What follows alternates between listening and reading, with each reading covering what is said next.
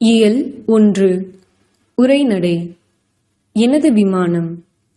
பாடம் அறிமுகம். டாக்டர் அப்துல் கலாமின் குழந்தை பருவத்தின் நினைவுகள் அவரை புத்துணர்ச்சி மற்றும் உத்வேகத்தின் மூலமாக நிரப்பியது. அடக்கமான நேர்மையான கலாம் தனது அசாத்திய திறமையால் இந்தியர்களை பெருமைப்படுத்தினார். அவரது வாழ்க்கையின் ஆரம்ப ஆண்டுகள் ஒரு சிறந்த ஆளுமைக்கான அடித்தளத்தை தயார் செய்தன. அதிலிருந்து இந்திய அறிவியல் ஒளிமயமானது. பின்னாளில் இந்த ஏவுகணை நாயகன் டாக்டர் அப்துல் கலாம் இந்தியாவின் ஜனாதிபதியாகவும் ஆனார். வாழ்க்கை மதிப்பு.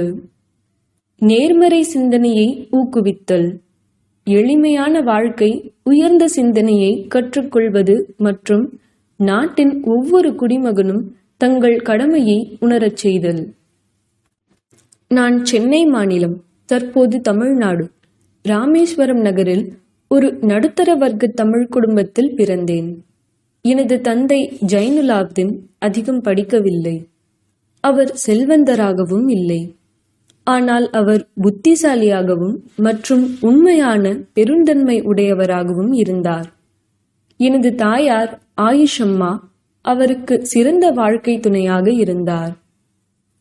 பல குழந்தைகளில் நானும் ஒருவன். உயரமான மற்றும் அழகான பெற்றோருக்கு உயரம் குறைந்த எளிமையான தோற்றமுடைய குழந்தை. நாங்கள் அனைவரும் எங்களுடைய மூதாதையர் வீட்டில் வசித்து வந்தோம். இந்த வீடு 19ஆம் நூற்றாண்டின் இடையில் கட்டப்பட்டது. ராமேஸ்வரம் பள்ளிவாசல் தெருவில் கட்டப்பட்ட இந்த வீடு சுண்ணாம்பு மற்றும் செங்கற்களால் கட்டப்பட்டு பெரியதாக இருந்தது. என் தந்தை ஒரு நேர்மையான மனிதர் மற்றும் தேவையற்ற ஆடம்பரமான செயல்களிலிருந்து விலகியிருப்பார். நான் அடிக்கடி சமையலறையில் என் அம்மாவுடன் அமர்ந்து இரவு உணவு சாப்பிடுவது வழக்கம். அவர் எனக்கு முன்னால் ஒரு வாழை இலையை விரித்து அதன் மீது சாதம் மற்றும் சுவையான மணமான சாம்பார் போடுவார். அதனுடன் வீட்டில் தயாரிக்கப்பட்ட ஊறுகாய் மற்றும் தேங்காய் சட்னி ஆகியவையும் வைப்பார். எங்கள் பகுதியில் மிகவும் பழமையான மசூதி இருந்தது. அங்கு எனது தந்தை மாலை தொழுகைக்கு என்னையும் அழைத்துச் செல்வார். ராமேஸ்வரம் கோவிலின் மூத்த அர்ச்சகரான பண்டிட் லட்சுமண சாஸ்திரி என் தந்தையின் நெருங்கிய நண்பர். எனது சிறுவயதிலிருந்தே இந்த இருவரையும் பற்றி எனக்கு நன்றாக தெரியும். இருவரும் தங்கள் பாரம்பரிய உடையில் ஆன்மீக செய்திகள் குறித்து விவாதிப்பார்கள். எனக்கு நினைவு இருக்கிறது. விடியற்காலை விடியும் முன்னரே அதிகாலை 4 மணிக்கு தொழுகை செல்வதுதான் அப்பாவின் வழக்கம். தொழுகைக்கு பிறகு எங்கள் தென்னந்தோப்புக்கு செல்வார். வீட்டில் இருந்து 4 காத தொலைவில் தோட்டம் இருந்தது. அப்பா தோளில் ஏறக்குறைய 10 தேங்காய்களை வைத்துக்கொண்டு வீடு திரும்புவார். அப்போதுதான் காலை உணவு சாப்பிடுவார். அவரது இந்த வழக்கம் அவரது வாழ்க்கையின் 6வது தலைமுறை இறுதி வரை தொடர்ந்தது. எனது அறிவியல் மற்றும் தொழில்நுட்ப வாழ்க்கை முழுவதும் என் தந்தையின் வார்த்தைகளை பின்பற்ற முயற்சித்தேன். என் தந்தை மரப்படகுகள் செய்ய ஆரம்பித்த போது எனக்கு 6 வயது. இந்த படகுகள் ராமேஸ்வரத்தில் இருந்து தனுஷ்கோடிக்கு, சேந்துக்கரை என்று அழைக்கப்படுகிறது, செல்லும் பயணிகளை ஏற்றுச் செல்ல பயன்படுத்தப்பட்டன. உள்ளூர் ஒப்பந்தக்காரரான அகமது ஜலாலுதீனுடன் சேர்ந்து அப்பா கடற்கரைக்கு அருகில் படகுகள் கட்டத் தொடங்கினார். பின்னர் அகமது ஜலாலுதீன் எனது மூத்த சகோதரி ஜோஹ்ராவை திருமணம் செய்து கொண்டார். படித்தவர்களின் சாதனைகள், அறிவியல் கண்டுபிடிப்புகள், சமகால இலக்கியம், மருத்துவ அறிவியல் என ஜலாலுதீன் எப்போதும் என்னிடம் சொல்லிக்கொண்டே இருந்தார். வரம்புக்குட்பட்ட வட்டத்திலிருந்து என்னை வெளியே அழைத்துச் சென்று புதிய உலகத்தை பற்றிய விழிப்புணர்வை அவர் ஏற்படுத்தினார். எனது சிறுவயதில் புத்தகங்கள் படிப்பது அரிதாகவே இருந்தது. உள்ளூர் அளவில் ஒரு முன்னாள் புரட்சியாளர் அல்லது போராளியும் தேசியவாதியுமான STR மாணிக்கத்தின் தனிப்பட்ட நூலகம் இருந்தது. அவர் எப்போதும் என்னை படிக்க ஊக்குவிப்பார். அவர் வீட்டிலிருந்து படிக்க அடிக்கடி புத்தகங்களை எடுத்து வருவேன். எனது சிறுவயது வாழ்க்கையில் ஆழமான தாக்கத்தை ஏற்படுத்தியவர் எனது உறவினர் ஷம்சுதீன். ஷம்சுதீன் ராமேஸ்வரத்தில் செய்தித்தாள்களை வீடு வீடாக சென்று கொடுப்பவராக இருந்தார். செய்தித்தாள்கள் காலை ரயிலில் ராமேஸ்வரம் ரயில் நிலையத்தை வந்து அடையும்.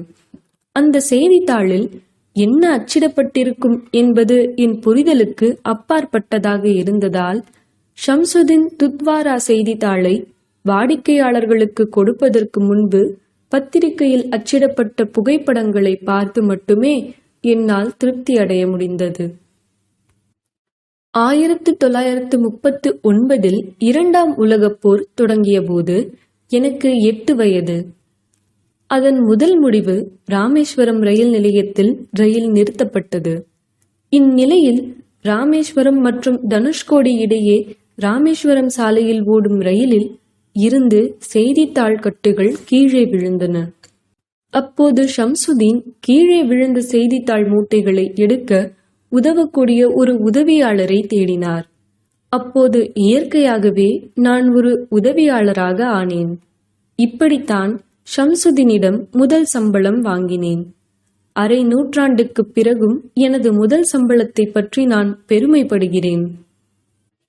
நான் என் தந்தையிடமிருந்து நேர்மை மற்றும் சுய ஒழுக்கத்தையும், என் தாயிடமிருந்து கடவுள் நம்பிக்கையையும் இரக்கத்தையும் பெற்றேன். ஆனால் ஜலாலுதீன் மற்றும் ஷம்சுதீனுடன் நான் செலவழித்த நேரம் எனது குழந்தை பருவத்திற்கு ஒரு தனித்துவமான பங்களிப்பை அளித்தது. ஜலாலுதீனும் ஷம்சுதீனும் மிகவும் உள்ளுணர்வாக இருந்தனர் மற்றும் எனது விவரிக்க முடியாத கேள்விகளுக்கு மிக விரைவாக பதிலளித்தனர்.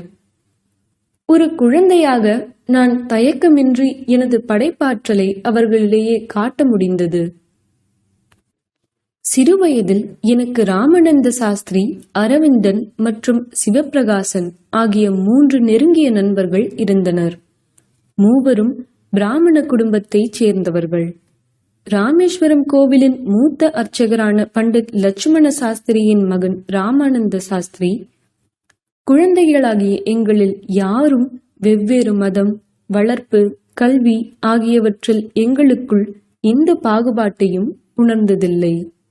என் அம்மாவும் பாட்டியும் தூங்கும்போது வீட்டில் உள்ள குழந்தைகளுக்கு ராமாயணம் கதைகளையும் முகமது நபி தொடர்பான சம்பவங்களையும் சொல்வார்கள்.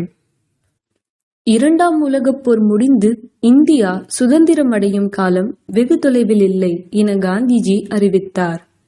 இந்தியர்கள் தங்கள் இந்தியாவை உருவாக்குவார்கள் என்று நாடு முழுவதும் பெரிய எதிர்பார்ப்பு இருந்தது. ராமேஸ்வரத்திலிருந்து புறப்பட்டு மாவட்ட தலைமையகமான ராமநாதபுரம் சென்று படிக்க அப்பாவிடம் அனுமதி கேட்டேன். 1950 திருச்சி செயின்ட் ஜோசப் கல்லூரியில் என்னை இடைநிலை படிப்பில் சேர்த்தார். செயின்ட் ஜோசப் கல்லூரியில் இறுதி ஆண்டு படிக்கும் போதுதான் ஆங்கில இலக்கியத்தின் மீது எனக்கு ஈர்ப்பு ஏற்பட்டது. இந்த நேரத்தில்தான் எனக்கு இயற்பியலில் அதிக ஆர்வம் ஏற்பட்டது. இடைநிலை படிப்பை முடித்ததும் மெட்ராஸ் இன்ஸ்டிடியூட் ஆஃப் டெக்னாலஜியில் சேர்ந்தேன். எனது படிப்புக்காக என் சகோதரி ஜோஹ்ரா தனது வளையல்கள் மற்றும் நெக்லஸ்களை கொடுத்து உதவினார். அதன்பின் பெங்களூரில் உள்ள இந்துஸ்தான் ஏரோநாட்டிக்கல் லிமிடெட் நிறுவனத்திற்கு பயிற்சியாளராக சென்றேன். அக்னி ஏவுகணை ஏவுவது மே 22, 1989 அன்று திட்டமிடப்பட்டது. என் வாழ்வின் மகிழ்ச்சியான தருணம் அது. 1990ஆம் ஆண்டு குடியரசு தினத்தன்று அக்னி ஏவுகணை திட்டத்தின் வெற்றியைக் கண்டு தேசம் மகிழ்ச்சியடைந்தது. எனக்கு டாக்டர் அருணாச்சலத்துக்கும் பத்மபூஷன் விருது வழங்கப்பட்டது. அன்று எப்படி இருந்தேனோ அதே வழியில் இன்றும் வாழ்கிறேன். எனது பணிக்கு எனது நாட்டு மக்கள் அளித்த அங்கீகாரம் என் இதயத்தை தொட்டது. ஏராளமான விஞ்ஞானிகள், பொறியாளர்கள் நாட்டை விட்டு வெளியேறி வெளிநாடுகளுக்கு சென்று பணம் சம்பாதிக்கின்றனர். அங்கே அவர்களுக்கு நிச்சயம் நிறைய பணம் கிடைக்கும் என்பது உண்மைதான். ஆனால் நம் நாட்டு மக்களின் அன்பிற்கும் மரியாதைக்கும் யாராலும் ஈடு கொடுக்க முடியுமா?